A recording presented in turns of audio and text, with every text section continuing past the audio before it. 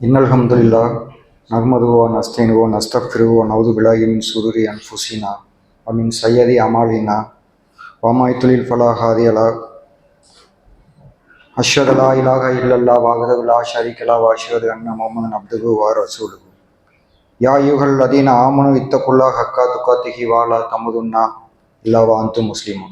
ஈமான் கொண்டவர்களே, அல்லாஹ்வை அஞ்சிக் கொள்ளும் விதத்தில் அஞ்சிக் கொள்ளுங்கள். முஸ்லிம்களாக அன்றி மரணித்து விடாதீர்கள். பிரம்மாண்டமான அர்ஷுக்கும் அகில உலகங்களுக்கெல்லாம் அதிபதியான அல்லாஹுவின் சாந்தியும் சமாதானமும் நமது இறுதி இறை தூதர் நபிகள் நாயகம் ஸல்லல்லாஹு அலைஹி வஸல்லம் அவர்கள் மீதும் அவர்கள் குடும்பத்தார் மீதும் அவரை பின்பற்றி வாழ்ந்த சகாபாக்கள் மீதும் இதன் முன் சென்ற தூதர்கள் மீதும் நபிமார்கள் மீதும் உங்கள் மீதும் என் மீதும் என் குடும்பத்தார் மீதும் என்றென்றும் நிலவட்டுமாக. ஆமீன். அஸ்ஸலாமு அலைக்கும் வரஹ்மத்துல்லாஹி வபரகாத்துஹு. சகோதரர்களே, இன்னைக்கு ஜும்மா தலைப்புக்குள்ளே போகிறதுக்கு முன்னாடி ஒரு சின்ன உதாரணத்தோடு ஆரம்பிக்கலாம்னு நினைக்கிறேன். என்னுடைய பழைய பெயர் சுதாகர். அல்லாஹ்வுடைய கருணையால் மட்டுமே எனக்கு நேர்வழியும் சத்திய மார்க்கமும் கிடச்சி 2.5 வருடங்கள் ஆகுது. என்னுடைய புது பெயர் அகமது. நம்ம இப்போ ஒரு சின்ன உதாரணத்தோடு ஆரம்பிப்போம். அது எல்லாருக்கும் தெரிஞ்ச உதாரணம் தான். இப்போ ஒரு வீட்டில் அண்ணன் தம்பி 2 பேர் இருக்காங்கன்னு வச்சுப்போம். ஸ்கூல் படிக்கிற பசங்க 2 பேர் இருக்காங்கன்னு வச்சுப்போம். ஒரு பையன் தம்பி நல்லா படிக்கிறாரு. 2 பேருக்கும் எக்ஸாம் வந்துருச்சு.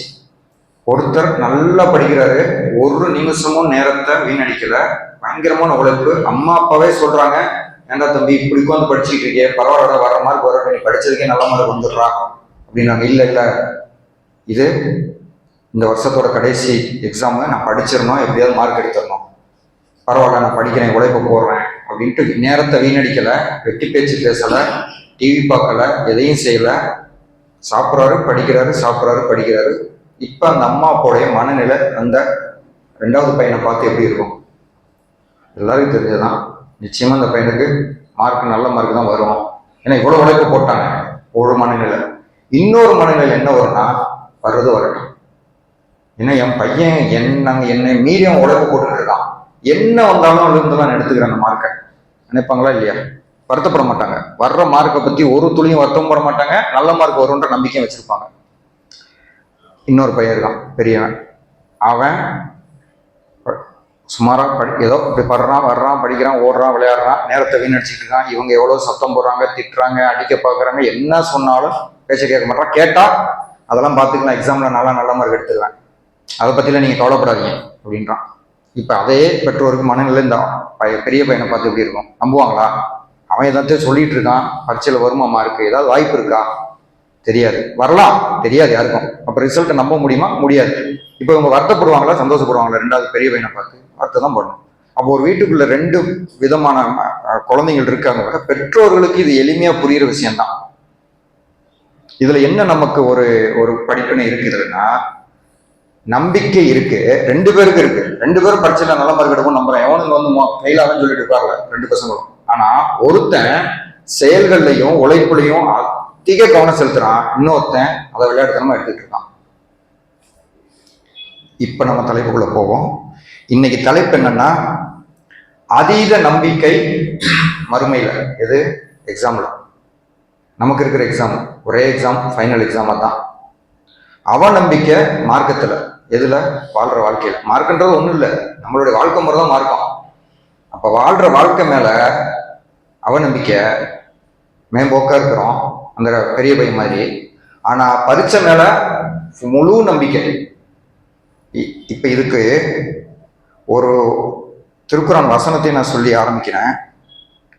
சூரா முல்குல 2வது வசனத்துல அல்லாஹ் சொல்றான் பாருங்க, உங்களில் எவர் மிக அழகானவர் என்பதை உங்களில் எவர் செயல்களில் மிகவும் அழகானவர் என்பதை சோதிப்பதற்காகவே அவன் மரணத்தையும் வாழ்வையும் படைத்தான். நல்லா கவனிக்கணும், மரணத்தை தான் வச்சிருக்கான், வாழ்வை பின்னாடி வச்சிருக்கான்.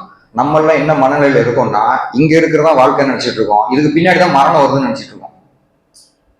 ஆனா அல்லாஹ் சொல்றது, மரணம் தான் முதல்ல, வாழ்க்கை பின்னாடி வருது. அப்ப மரணம் தான் எக்ஸாம். அதாவது நம்ம எக்ஸாம் முடிகிற தருணம் நமக்கு வர்ற மவுத்து. அதுக்கு பிறகு எக்ஸாம் எழுத முடியாது, பேப்பர் கிடைக்காது. எழுதின பேப்பர் கடைசி பேப்பர் எல்லாம் மவுத்து வந்தோட. அப்ப முன்னாடி சொன்ன விஷயமும் இதுவும் ஒத்து போதா? சின்ன பையன் பெரிய பையன் எக்ஸாமுக்கு படிக்கிறாங்க. எக்ஸாம் வரைக்கும் தான் படிக்க முடியும். எக்ஸாமுக்குள்ள போயிட்டு யாராவது படிக்க விடுவாங்களா? விட மாட்டாங்க. அப்ப அல்லாஹ் சொல்றது ஒத்து போதா? மரணத்தை சொல்றான், வாழ்க்கையை பின்னாடி சொல்றான். நீ எக்ஸாம் எழுது, வர்ற மார்க் வச்சுதான் உனக்கு லைஃப். நல்லா படிச்சுன்னா நல்ல லைஃப், நல்லா படிக்கலன்னா லைஃப் கஷ்டப்படணும். நீ மரணத்துக்கு முன்னாடி நீ நல்ல விஷயங்கள், நல்ல அமல்கள், எவர் செயல்களில் அழகானவர் என்பதை சோதிப்பதற்காக தான் வச்சிருக்கேன்றான்.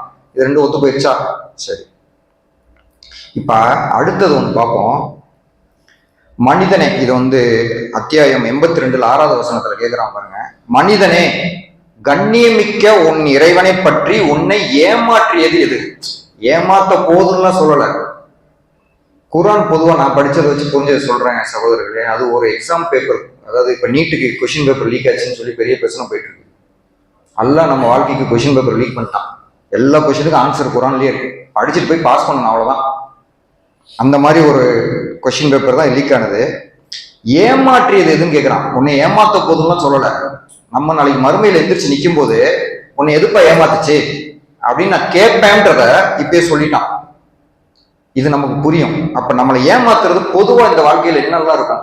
நம்ம என்ன சேர்த்து தான் சொல்றேன். நம்ம ஜும்மா போறோம், கேட்போம், குத்துபா கேட்போம், போவோம், நம்ம எல்லாம் செய்வோம். ஆனாலும் வாழ்க்கையில நம்ம நிறைய சோதனைகளை சந்திச்சுக்கிட்டு அதுல தோல்விகள் அடைஞ்சிக்கிற விஷயங்கள் எதெல்லாம் வரும்னா, முக்கியமா ஒருத்தர் இருக்கான். அவனை ரொம்ப தீவிரமா நம்பணும். நம்ம யாருன்னா சைத்தான். உறுதியா நம்பணும், அவனை ஆக உறுதியா நம்பணும். அவன் சோதிக்கப்படாத ஆட்களே இல்லை. ரெண்டாவது நம்ம நப்சு, மன இச்சைகள், ஆசைகள், உலக ஆசை, மோகம், இந்த நப்சு. அடுத்து ரொம்ப முக்கியமான ஒரு ஆகப்பெரிய ஒரு டேஞ்சரு அறியாம. நம்ம மக்களே அறியாமையினாலதான் மூட நம்பிக்கைக்குள்ளெல்லாம் போயிட்டு இருக்காங்க. இன்னும் இருக்காங்க, வரமாட்டாங்க அதை விட்டு. அதுதான் ஆகப்பெரிய சோதனை, அறியாமையில இருக்கிறது. குரான்ல என்ன இருக்கு தெரியாது, மார்க் என்ன சொல்லுது தெரியாது. ஆனா உலக விஷயத்துல நான் கத்துப்பேன், தெரிஞ்சுப்பேன். மார்க்க விஷயம் அப்ப நம்மளே நம்ம அறியாமைகளை உட்படுத்திக்கிறோம் விஷயங்கள்ல. அறியாமைகளை போய் வழிகேட்டில் போயிடுறோம். இது தெரியாம நடக்கிற விஷயம். மன இச்சையாவது தெரிஞ்சு செய்வோம். இது தெரியாம நடக்கிற ஆகப்பெரிய சோதனை இது. இது மாதிரி சில விஷயங்கள் தான் நம்மளை ஏமாற்றம் அடைய செய்து நாளைக்கு மறுமையில் அல்லாஹ் முன்னாடி நிற்க வைக்கும். அல்லாஹ் நம்மளை அத்தகைய ஒரு சோதனையிலிருந்து பாதுகாக்கணும். நம்மளை இத்த மாதிரி வழிகேட்டிலிருந்து அல்லாஹ் நம்மளை பாதுகாக்கணும். இப்ப நம்ம முன்னாடி பார்த்த அந்த அண்ணன் தம்பி கதையில வர்ற மாதிரிதான், நான் வெறும் நம்பிக்கையும் ஆசையும் வச்சிட்டு இருக்கேனா, இல்ல என் நம்பிக்கைக்கு ஆசைக்கு ஏற்ற மாதிரி என் செயல்கள்ல நான் ஈடுபட்டு இருக்கேனா, என் உழைப்பை முழுசா செலுத்துறேனா அப்படின்றதான் நம்ம முன்னாடி இருக்கிற இன்னைக்கு தலைப்புல இருக்கிற ஆகப்பெரிய ஒரு சிந்தனைக்கான ஒரு கேள்வி. இன்னைக்கு இங்க கூடியிருக்கிற எல்லா சகோதரர்களுக்கும். இப்ப நம்ம எல்லாருமே நிறைய மார்க்க விஷயங்கள்ல மேம்போக்காவும் விளையாட்டாகவும் எடுத்து அது சிலதெல்லாம் பின்னாடி கொண்டு வரேன் பாருங்க. உதாரணங்கள் சொல்றேன். நான் வெளியிலேருந்து வந்ததுனால சொல்றேன் சகோதரர்களே. இஸ்லாம் இது வரைக்கும் நான் புரிஞ்சதுல வாழ்ந்ததை வச்சு சொல்றேன். ரொம்ப எளிமையான மார்க்கம். வெளியில ரொம்ப கஷ்டப்படுறோம், எல்லா விஷயத்துக்கும் கஷ்டம்தான். நான் ஹிந்து குடும்பத்திலேருந்து பிறந்து நாத்திகனா 20 வருஷம் என் வாழ்க்கையை வாழ்ந்து அதுக்கு பிறகு வந்திருக்கேன். நான் சொல்றேன், என் அனுபவத்துல பேசுறேன். இஸ்லாம் ரொம்ப ஆகப்பெரிய எளிமையான மார்க்கம் இஸ்லாம் தான். அல்லாஹ்வுடைய கருணையை கொண்டு அப்படி இருக்குது நமக்கு. ஆனா நம்மளே அதை கஷ்டப்படுத்திக்கிட்டு, ஏன்னா உலக விஷயங்கள் நம்மளை கஷ்டப்படுற மாதிரி நம்மளை மாத்திருக்கு. நம்மளே அதை கஷ்டப்படுத்திக்கிட்டு அதை விட்டு ஒதுங்கி போய்கிட்டு இருக்கோம். நிறைய பேசலாம், பட் நேரத்தை கருதி நான் சில விஷயங்கள் சொல்றேன் பாருங்க. உலகத்துல இப்ப பெஸ்டா உங்களுக்குன்னு ஒண்ணு நோக்கி ஓடிக்கிட்டு இருக்கோம் எல்லாரும். யாரும் ஒஸ்ட்ன்னு கேட்டு ஓட மாட்டோம். எல்லாரும் பெஸ்ட் வேணும் தான் ஓடுறோம் உலகத்துல. ஒரு கற்பனைக்கு எடுத்துக்கோங்க, உங்களுக்கு எது பெஸ்ட் நீங்க நினைப்பீங்க அது உங்களுக்கு கிடைக்குது. அதை விட பெஸ்ட்னு ஒண்ண ரசூலா சொல்றாரு. அதை நம்ம செய்யறோமா? ரசூலா சொல்றாரு, இந்த உலகத்தில் இருக்கும் அனைத்தையும் விட சிறந்தது எது? ஃபஜ்ருடைய 2 ரக்காத் சுன்னத் தொழுகை. எத்தனை பேருக்கு நமக்கு தொழுகிற வாய்ப்பை நம்ம ஏற்படுத்திக்கிட்டு இருக்கோம். இதை மாதிரி பல விஷயங்கள். அது எவ்வளோ கஷ்டம், பெரிய கஷ்டமா? ஒரு அலாரம் வச்சு எந்திரிச்சு 2 ரக்காத் சுன்னத் தொழுகுனா ஒரு 4 நிமிஷம் கூட வச்சிங்க, 2ல 5 நிமிஷம் ஆகும். அந்த 5 நிமிஷம் முன்னாடி ஒரு 2 நிமிஷம், மொத்தமே 10 நிமிஷம். ஆனா எத்தனை பேரால நம்ம சாத்தியப்படுது? இது எப்படி நாளைக்கு போய் அல்லாட்ட போய் நிற்போம்? நான் தொழல, அல்ல என்னை மன்னிச்சு விட்டுரு, வாய்ப்பு இருக்குமா? அவன் கருணை இருந்தா இருக்கு, இல்லைன்னா இது எளிமையா கஷ்டமா? இந்த 10 நிமிஷம் செலவு செய்யறது கஷ்டமா? அவன் நான் போயிருக்கேன் திருப்பதிக்கு 4-5 மணி நேரம் ஏறி போகணும் படியில, போயிருக்கேன் நான். இன்னும் பழனிக்கு பாதை ஏற்றுற போறவங்களும் இருக்காங்க, கஷ்டப்பட்டுட்டு இருக்காங்க. எப்படியோ கஷ்டப்பட்டு அவங்க நினைக்கிற அந்த ஒரு சக்தியை வந்து சந்தோஷப்படுத்தி அருள் வாங்கிரும், மன்னிப்பு வாங்கிரும் நினைச்சுவாங்க. நமக்கு ஏதாவது இப்படி கஷ்டப்படுத்திருக்கானா? இல்லை. ஆனா நம்ம இதே ஒரு வியாபாரத்துக்கு, ஒரு மீட்டிங்க்கு ஒருத்தர் கூப்பிட்டுட்டாருன்னா 1 மணிக்கு வாங்கன்னா நம்ம மனநிலை எப்படி இருக்கும்? காலையில இருந்த முக்கியமான மீட்டிங், ஒரு பிசினஸ் மீட்டிங், அது வழியா ஒரு 10 லட்ச ரூபா, 1 கோடி ரூபா வரப்போகுது, கிடைச்சா பெரிய டீல், எப்படி இருக்கும்? ஆனா ரசூலா சொல்றாரு, உலகத்தை விட சிறந்ததுன்றாரு, உலகத்துல இருக்க அனைத்தையும் விட சிறந்ததுன்றாரு. பாருங்க, இது சொல்லிக் கொடுக்கப்படாத விஷயமா மார்க்கத்துல? ஆனா நம்ம ஆக்ஷன்ல எங்க இருக்கும் அந்த விஷயத்துல? இதை அப்படியே கண்டினியூ பண்ணி பார்த்தோம்னா, புதுசா பேசுறது இல்லை, காலங்காலமா பேசுன விஷயம். ஜும்மா கூட்டம் போச்சத்தோட. நான் பல நாள் என் அனுபவம் எப்படி தெரியுமா இருக்கும்? ஜும்மா வந்து ஒரு கல்யாண வீடு பார்த்துருக்கீங்கல்ல, கல்யாண வீட்டுல மாற்று மதத்துல சொல்றேன், பயங்கரமா நடக்கும் விசேஷமா. சாப்பாடு முடிஞ்ச பிறகு பார்த்தீங்கன்னா அந்த சம்மந்தப்பட்ட வீட்டுக்காரங்க தான் இருப்பாங்க, எல்லாம் கிளம்பி போயிடுவாங்க மண்டபத்தை விட்டு. மண்டபமே காலியா இருக்கும். என் உள்ளத்துல இருந்து சொல்றேன், ஒரு வெள்ளிக்கிழமையும் அசர் தொழுகை நான் அப்பதான் பார்ப்பேன் பள்ளிவாசல். ஏகப்பட்ட கூட்டம் சும்மா வைப்பேன். அசர்ல பார்த்தா அதுல 10% கூட இருக்காது தொழுகை. அப்ப எங்க போயிடுறோம் நம்ம அந்த கூட்டம்? தனிப்பட்ட முறையில் தொழுதாசு கூட சந்தோஷம், பட் தொழுகிறோமா? கஷ்டமான விஷயமா எல்லாம் வச்சான் இத இல்ல. இன்னொரு விஷயம், உள்ள தளவுல அல்லாஹ்வை நம்ம எங்க வச்சிருக்கோம்? அல்லாஹ்ன்ற ஒருத்தன் நம்ம உள்ளத்துல எந்த நிலைப்பாடுல நம்ம கூட இருக்கான்? ஒரு உதாரணத்துக்கு எடுப்போமே, ஒரு பொய் சொல்லணும், பொய் சொன்னா பயம் வரணும், சொல்றதுக்கே பயம் வரணும் ஒண்ணு. சரி இல்லப்பா பொய் சொல்லிட்டேன், சொன்னதுக்கு பிறகு பயம் வந்துச்சா? வந்த பயத்துக்கு அடுத்த வக்திலே போய் நான் அல்லாஹ்ட்ட மன்னிப்பு கேட்டேனா? மன்னிப்பு கேட்டு வாங்கினா? அதுக்கான முயற்சி இனிமே பண்ணக்கூடாதுன்னு நான் நினைச்சேனா? அப்ப அல்லாஹ்வை நம்மளுடைய வாழ்க்கையில எந்த நிலப்பாடுல நம்ம உள்ளத்துல வச்சு வாழ்ந்துட்டு இருக்கோம்? இது ரொம்ப முக்கியமான விஷயம், கல்பு சம்பந்தப்பட்டது. அப்ப இல்ல அது கடந்து போறோமா? அதெல்லாம் பாய் இந்த காலத்துல முடிய, பொய் சொல்லாம தொழில் பண்ண முடியாது, பொய் சொல்லாம அது பண்ண முடியாது, அதெல்லாம் பாத்துக்கலாம் இப்படி போறோமா? சொன்ன பொய்க்கு அல்லாஹ்ட்ட மன்னிப்பு கேட்கிற பயத்தோட இருக்குமா? இந்த மாதிரி பல விஷயங்கள்ல நம்மளை கேள்வி கேட்கணும். உள்ளத்துல அல்லாஹ்வுடைய நிலைப்பாடு நமக்கு எந்த லெவல்ல நம்ம வச்சிருக்கோம்? அடுத்தது திக்ர், அதுவும் உள்ள சம்பந்தப்பட்டதான். ஒரு அறிஞர் ஒருத்தர் சொல்லி கேள்விப்பட்ட சொல்றேன். சகாபி சொல்லுவாரா, அல்லாஹ்வுக்கு நன்றி சொல்லணும்னா ஒரு விஷயத்துக்கு, நடந்த விஷயத்துக்கு ஏதோ கிடைச்சிருக்குமா 2 தடவை சொல்லுவாராம். ஏன் 2 தடவை சொல்லுவாருன்னு கேட்பாங்களா? அவர் சொல்லுவாரா, இந்த நன்றியை நான் சொல்லணும்னு என் உள்ளத்துல போட்டதே அல்லாஹ் தானே. அப்ப அதுக்கு எப்ப நான் நன்றி சொல்றது? ஒரு விஷயம் எனக்கு நடந்திருக்கு, அல்லாஹ்க்கு நன்றி சொல்லணும்னு நினைக்கிறேன், ஆனா அதை உள்ளத்துல போட்டவனே அல்லாஹ் தான், எனக்கு நன்றி சொல்லணும். அப்ப அதுக்கு நான் சேர்த்தான நன்றி சொல்லணும்ட்டு எப்பயுமே ஒரு நன்றியை சொல்லணும்னா 2 தடவை சொல்லுவாராம் அல்லாஹ்ட்ட போய். அந்த மாதிரி என்ன கேட்கறேன்னா, நம்மளுடைய திக்கர்கள் கஷ்டமா? மீசான் தராசருடைய எடையை ஏத்த போற திக்கர்கள் நமக்கு ஒன்றும் புதுசு இல்லை, அது கஷ்டமும் இல்லை, அவ்வளவு எளிமையான விஷயம்.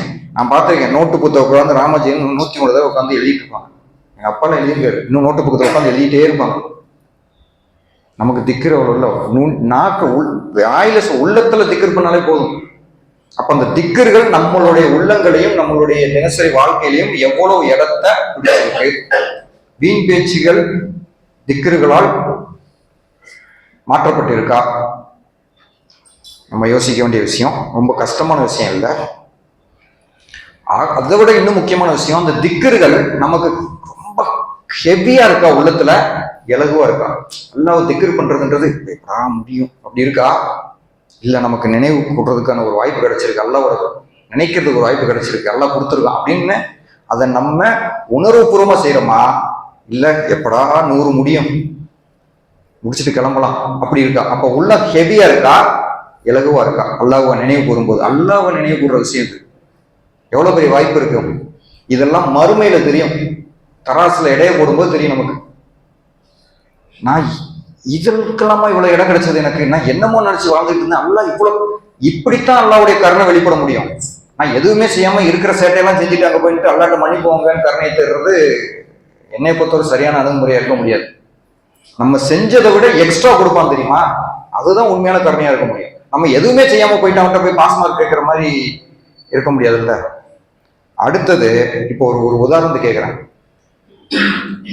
இப்ப போன மாசம் வரைக்கும் பார்த்தா சென்னையில இப்பயே சொல்றாங்க, ஒரு ஹிஸ்டரியில கடந்த ஒரு பல வருடங்கள் இல்லாத அளவுக்கான வெயில் ஜூலை மாசமே இருக்கு.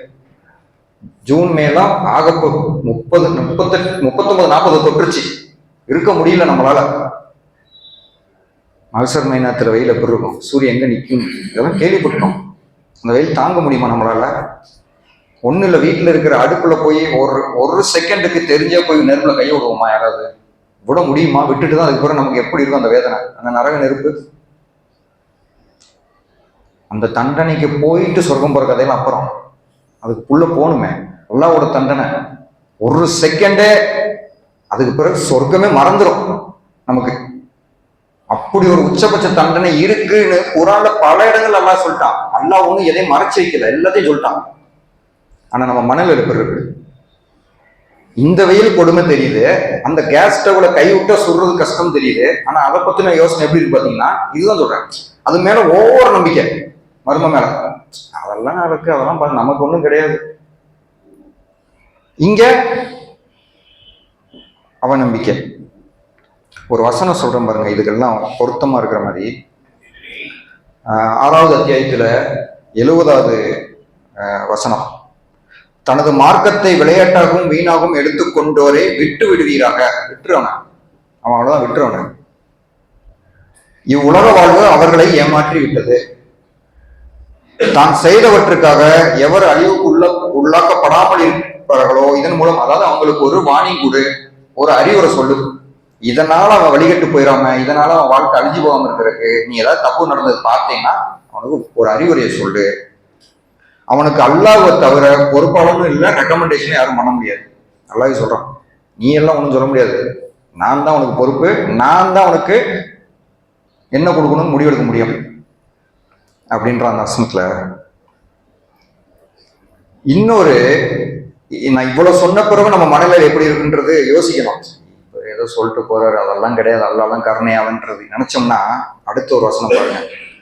7வது அத்தியாயம் 99வது வசனம். அவர்கள் அல்லாஹ்வின் சூழ்ச்சியை பற்றி அச்சமின்றி இருக்கிறார்களா?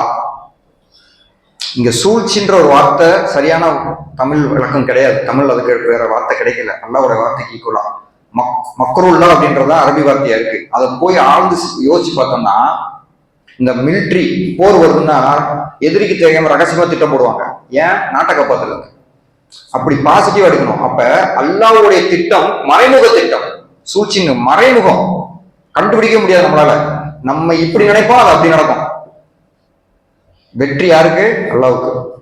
இப்போ ஒரு மிலிட்ரியில இன்னொரு நாட்டுக்கு, எதிரி நாட்டுக்கு தெரியாம நான் சூழ்ச்சி பண்ணினாதான் ஜெயிக்கிறது வாய்ப்பு அதிகம். அந்த மாதிரி அல்லாஹ் தான் எப்பயும் ஜெயிக்க போறான். அப்ப அவன் திட்டம் தான் உறுதியான திட்டம், அது நமக்கு தெரியாது. அந்த திட்டமே மறைமுகமான திட்டம், நமக்கு வெளிப்படையே தெரியாது. அது அவனே சொல்றான், அல்லாவே என் சூழ்ச்சி, அதாவது என் மறைமுகமான திட்டத்தை பத்தி அவங்களுக்கு பயம் இல்லையா, விட்டுரு.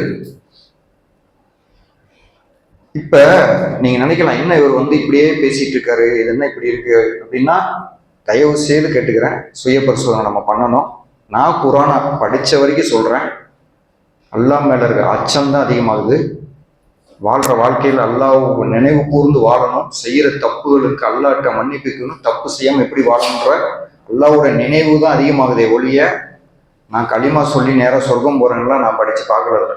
களிமா சொல்லிட்டேன், நான் முஸ்லீம், டைரக்ட் சொர்க்கன்ற மாதிரி விஷயங்கள் அங்கே பார்க்கல. அப்ப எங்க பிரச்சனை வருதுன்னா, நம்ம அதேதான், அந்த முஸ்லீம்ன்ற ஒரு அடையாளப்படுத்தப்பட்ட விஷயமாகட்டும், நான் களிமா சொல்லிட்டேன்ற விஷயமாகட்டும், அறியாமை, குரானை கூட்ட போறது இல்லை, படிக்கிறது இல்லை, இது செய்யறதில்லை. நான் முஸ்லீம் மாதிரி 5 வேளை தொழணும், இது அப்படியே ரம்ஜான் வருது, நோன்பு வைக்கணும், இந்த மாதிரி ஒரு மேலோட்டமான அந்த 5 கடமைகளை மட்டும் ஆகப்பிரதானதை எடுத்துக்கிட்டு மித்ததுக்குள்ள நம்ம போகாம உலகத்துக்குள்ள போயிட்டோம். ஸோ இதுதான் எனக்கு முக்கியமா தெரிஞ்ச விஷயங்கள். அப்ப நம்ம என்ன செய்யணும்னா, அடையாளம் கண்டிப்பா வேணும். நம்ம முஸ்லீம்ன்ற அடையாளம் இந்த சமுதாயத்துக்கு, இந்த உலகத்துக்கு தெரிஞ்சே ஆகணும். அது வழியா தான் தாவா நடக்கணும், நல்ல விஷயம் சத்தியம் போய் சேரணும். ஆனா அதை விட முக்கியம் அல்லாஹ் மீதான தக்குவா, அச்சம் உள்ளத்துக்குள்ள இருக்கணும். அச்சத்தை அல்லாட்ட கேட்டு வாங்கணும். அச்சம் உள்ளத்தை விட்டு போகுதுன்னா சகோதரர்களே சோதனைன்னு அர்த்தம். தயவுசே சொல்றேன், சோதனை. அல்லாஹ் மேல அச்சம் போச்சுன்னா அது சோதனை நமக்கு. அப்ப அல்லாஹ் மேல இருக்க அச்சத்தை கேட்டு வாங்கிக்கணும். ஒரு குழந்தை எப்படி ஒரு எக்ஸாமுக்கு பயத்தோட படிக்குமோ, இதுல எப்படியாவது மார்க் எடுத்துன்னு நினைக்குமோ, அதை விட ஆகப்பெரிய மனநிலைய அச்சத்தை அல்லாஹ் கிட்ட இருந்து நம்மளே கேட்டு வாங்கணும். அல்லாட்ட எனக்கு அந்த அச்சத்தை கொடுவோம், மேல இருக்க அச்சத்தை கொடு அப்படின்னு. அப்ப அந்த தக்குவா ரொம்ப ரொம்ப முக்கியம். அதுக்கு மேல இன்னும் ரொம்ப முக்கியமானது என்னன்னா, நம்மளுடைய எண்ணங்களும் செயல்களும் இக்லாஸோட இருக்கா, அல்லாவுக்காக செய்யறோமா, தூய்மையா செய்யறோமா. இது நிறைய இடத்துல இல்லை. ஒரு உதாரணம் சொல்லணும்னா, இப்ப சம்மர் கேம்ப் நடந்து முடிஞ்சிருச்சு. ஜம்மாத்து போட்டி, மோர் ஊத்துறது, ரத்த தான முகாம் நடத்துறது. நான் கூட பழகின சகோதரர் சொன்னதை வச்சே பேசுறேன், நான் சும்மா பொதுப்படையெல்லாம் பேசல. போட்டிக்கே அவர் செய்யறதாவே சொல்றாரு என்கிட்ட. ஒரு ஜம்மாத்து இன்னொருத்தவங்க பக்கத்துல நடத்திட்டாங்க, பக்கத்து தெருவில் ரத்த தான முகாம் போட்டாங்க. போடு நீ ரத்த தான முகாம் போடுன்னு பேனரை பெருசா ஒட்டி, ஜம்மாத்து பேரு பெருசு, தலைவர்கள் அது இதுன்னு பேர் போட்டு ரத்த தான முகாம் கீழே வரும். இதுல எங்க இருக்கு அல்லான்னு தெரியல. இந்த போட்டியோட செஞ்ச அமல் அல்லாஹ்கிட்ட ஏற்கப்படுமான்னு எனக்கு தெரியல. போட்டி பொறாம கடுகளவு கிபர் இருந்தாலும் சொர்க்கத்தோடைய வாசனையே பார்க்க முடியாதுன்ற சொல்ல. ஆனா நம்ம அமல்கள்ல இக்லாஸ் எவ்வளவு இருக்கு. நம்ம சின்ன சின்ன விஷயம் செய்யலாம். ஒன்றும் இல்லை, இன்னைக்கு ஜும்மா நாள் வெளியில போய் ஒரு 10 ரூபா தர்மம் செய்யலாம். செய்யற இடத்துல அல்லாவுக்கு நன்றி சொல்லி 10 ரூபா கொடுக்குறோமா, இல்லை ஏன் 10 ரூபா இவங்களுக்கு கொடுக்குறேன்னு நினைக்கிறோமா? அல்லாவை நினைவு கூறி அந்த இக்லாஸோட எண்ணங்களும் செயல்களும் ஒரு சேரணும். இது கூட நம்மளுடைய அடையாளம் சேர்ந்துச்சுன்னா நமக்கு வாய்ப்புகள் அதிகம். சொர்க்கத்தோட உயர்தரத்தை அல்லாட்டிருந்து கிடைக்கிறதுக்கு அதுக்கான ஒரு வாய்ப்பெல்லாம் நமக்கு உண்டு பண்ணி கொடுக்கணும். நம்மளுடைய உள்ளங்களை அல்லாஹ் அவன் மேல இருக்க அச்சத்துக்களையும் அவன் மேல இருக்கிற நீதமான கருணை மேலையும் வைக்கணும். இதுக்கு சில என்னுடைய அனுபவத்துல சில சொல்றேன் பாருங்க. குரானுடைய தர்ஜுமா எத்தனை பேர் வீட்டில் இருக்குன்றதை நீங்க யோசிங்க. நான் பேசின பெரும்பகுதியில பார்த்தா 50% வீட்டில் இருக்கு, 50% வீட்டில் இல்லை, தர்ஜுமாவே இல்லை குரானோடது. ஏன்னா அவங்களுக்கு அர்த்தமும் புரியல. எப்ப படிக்கிறாங்கன்னா அது இன்னும் குறைவான மக்களாக தான் இருக்காங்க. நான் பேசின வரைக்கும் 10-20% பேர் தான் ஒரு ரெகுலரா டெய்லி இல்லாட்டியும் வாரத்துல கொஞ்ச நேரம் ஏதோ நேரத்துல அப்படின்ற மாதிரி இருக்கிறவங்கலாம் ரொம்ப குறைவு. நான் பேசின வச்சு சொல்றேன். ரமலான் அப்போ மட்டும்தான் குரானை தேடி எடுத்து குரானோட தொடர்பை ஏற்படுத்துறோம். அதை வெறும் ஒரு மந்திர ஓதுற புத்தகமா நினைச்சிட்டு இருக்கோம். அது வழிகாட்டல், எச்சரிக்கை. இப்ப நம்ம பேசின மாதிரி எக்ஸாமுடைய கொஸ்டின் பேப்பர் லீக் ஆன ஆன்சர் புக்கு நம்ம எக்ஸாமுக்கு அந்த அணுகுமுறையில குரானோட தொடர்பை அதிகப்படுத்தணும். அறியாமையிலிருந்து நம்ம விலகணும். பயனற்ற அறிவு கிட்ட இருந்து அல்லாட்ட நம்ம துவா கேட்டு பயனற்ற அறிவு கிட்ட இருந்து பாதுகாப்பு தரணும். முதல்ல சொல்றேன், பயனற்ற அறிவு நம்ம கிட்ட நிறைய இருக்கு. ஒரு உதாரணத்தை சொல்லிக்கிறேன். குரங்குல இருந்து மனுஷன் பிறந்தான். இது பயனுள்ளதா பயனற்றது? முஸ்லீம்களுக்கு எல்லாருக்கும் தெரியும் இது வேஸ்ட். ஆனால் ஸ்கூல்ல இதுதான். பிள்ளைங்கிட்ட கேட்டிங்கன்னா நான் பேசியிருக்கேன். முஸ்லீம் குழந்தைகள் சொல்லுது குரங்குல தானே மனுஷன் வந்தான், வேற எங்கேருந்து வந்தான்னு கேட்குறாங்க. இது டோட்டலி பயனற்ற அறிவு. இந்த மாதிரி பயனற்ற அறிவு நிறைய நமக்குள்ள இருக்கு. ஏன் ரசூல்லா தொடர்ந்து அல்லாட்ட பயனற்ற அறிவு இருந்து துவா கேட்டாங்க, பாதுகாப்பு கேட்டாங்க. ஸோ அந்த மாதிரி நம்ம கேட்டு அல்லாட்ட இருந்து வாங்கி பாதுகாப்பை தேடி வாங்கிக்கணும். இந்த மாதிரி நம்ம மறுமை மேல அச்சத்தையும் மார்க்கத்து மேல ஆர்வத்தையும் அதிகப்படுத்தி நம்ம செயல்கள்ல மிக அழகானவர்களா அல்லாஹ் முன்னாடி நாளைக்கு மறுமையில போய் நிக்கிற பாக்கியத்தை அல்லாஹ் கொடுக்கணும்னு இந்த உரை வழியா நான் என்னுடைய துவா வச்சுக்கிட்டு என்னுடைய முதல் உரையை நான் நிறைவு செய்கிறேன். வாயுதனா நிலமதுல்லாஹி ரபில் ஆலமீன். அஸ்ஸலாமு அலைக்கும் வரஹ்மத்துல்லாஹி வபரகாத்துஹு.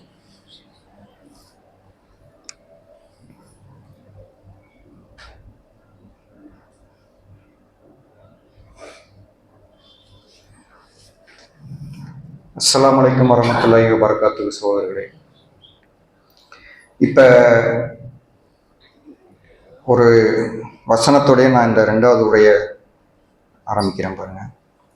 சூரால் மாயிதால 54வது வசனத்துல எல்லாம் சொல்றான், ஈமான் கொண்டவர்களே, முஸ்லீம்லாம் சொல்லல, ஈமான் கொண்டவர்களே, மூமின்களை சொல்றான். ஈமான் கொண்டவர்களே, உங்கள் மார்க்கத்தை விட்டு நீங்கள் வெளியேறி விடுவீர்களானால் போறையா போய்க்க. ஏன்னா இதனால அல்லாஹ்வுக்கு ஒன்றும் நஷ்டம் இல்லை, ஒரு நஷ்டமும் இல்லை. உங்களுக்கு பகரமாக வேறு சமூகத்தினரை நான் கொண்டு வருவேன். அவர்களை நான் நேசிப்பேன், என்னை அவங்க நேசிப்பாங்க. அல்லாஹ்வுடைய பாதையில போரிடுவாங்க. போய் சண்டைக்கு நிக்கிறது இல்லை, சத்திய மார்க்கத்துல போய் நிற்பாங்க. இது அல்லாஹ்வுடைய பேரருள். தன் நாடியவர்களுக்கு இதை கொடுக்குறேன்றான். அப்ப நம்ம என்ன யோசிக்கணும்னா, நம்ம இந்த மார்க்கத்துல நிலைச்சு நிக்கிறது நமக்கு நம்மளுடைய வெற்றிக்காக தான். நம்ம இல்லைன்னா அல்ல வேற ஆளை இறக்கிடுவோம், ஆளை மாத்திட்டு ஆழத்துக்கு உட்கார வச்சிருவான் வேற ஆளை. நான் அந்த மாதிரி தான். இப்ப நாங்கெல்லாம் எங்க இருந்தோ வந்திருக்கோம். எனக்கெல்லாம் ஒரு துளிக்கு கூட நம்பிக்கை இல்லை. இப்ப எனக்கும் இந்த வசனம் செல்லுபடியாகும். இந்த வசனத்துல இருக்குது, இப்ப என்ன கேக்குது, நீ ஒழுங்கா இருக்கியா இல்ல வேற ஆளை இறக்குவா? இல்லைன்னா நீ நினைச்சுக்கிட்டு இருக்கலாம் இன்னொருத்த இறங்கிடுவான் உள்ள. நான் அப்படிதான் நிறைய நிறைய நிறைய இஸ்லாத்தை ஏத்துக்கிட்டு உள்ள வர்ற சகோதரரை பாக்குறேன். நான் கெசட் ஆபீஸ்ல போய் மாத்த போனா ஒரு நாளைக்கு குறைஞ்சபட்சம் சென்னையில மட்டும் 40-50 பேர் இஸ்லாத்தை ஏத்துட்டு உள்ள வர்றாங்க. சும்மா அவங்க போறப்ப வரல, என் சோதனையை வச்சு சொல்றேன். ஆக பெரும் சோதனைக்குள்ள போறாங்க. இன்னைக்கு என் குடும்பம் என்னை ஏத்துக்கல, என் வயசுக்கே என்னை ஏத்துக்கல. இன்னும் ஏத்துக்கலன்னா இதை அவங்களால ஒத்துக்க முடியல. எல்லாருமே தனித்து விடப்படுறாங்க. 80% எடுத்துக்கங்க, 20% அவங்களுக்கு அதிர்ஷ்டம். 80% இஸ்லாத்தை ஏத்துக்கிற சகோதர சகோதரிகள் ரொம்ப தெளிவா சொல்லணும்னா நடு தெருவுக்கு வந்திருக்கிறாங்க. அல்லாஹ்வை மட்டும்தான் நம்பி வர்றாங்க. என்னோட ஒரு வேண்டுகோள், உங்களால முடிஞ்ச வரைக்கும் அவங்களுக்கு எந்த வகையில உதவ முடியுமோ அவங்களுக்கு உதவிகள் செய்யுங்க. நான் பார்த்ததையும் சொல்றேன், கேள்விப்பட்டதையும் சொல்றேன். ரொம்ப கஷ்டப்படுறாங்க. அல்லாஹ்வுடைய கருணையினால்தான் அவங்க வெளியில வராம இருக்காங்க. ஒரு உதாரணம் சொன்னா, அவங்களுக்கு சரியான ஒரு பெண்ணுக்கு ஆணையோ ஆணுக்கு பெண்ணையோ அமைச்சு கொடுக்கறதுல நம்ம சமூக முயற்சிகள் ரொம்ப குறைவாக தான் போடுறாங்க. ஏன்னா நம்ம சமூகத்துக்குள்ளேயே பிரச்சனை என்னன்னா, தமிழுக்கு உருதுவை பொண்ணை கொடுக்க மாட்டாங்க, உருதுக்கு தமிழை கொடுக்க மாட்டாங்க.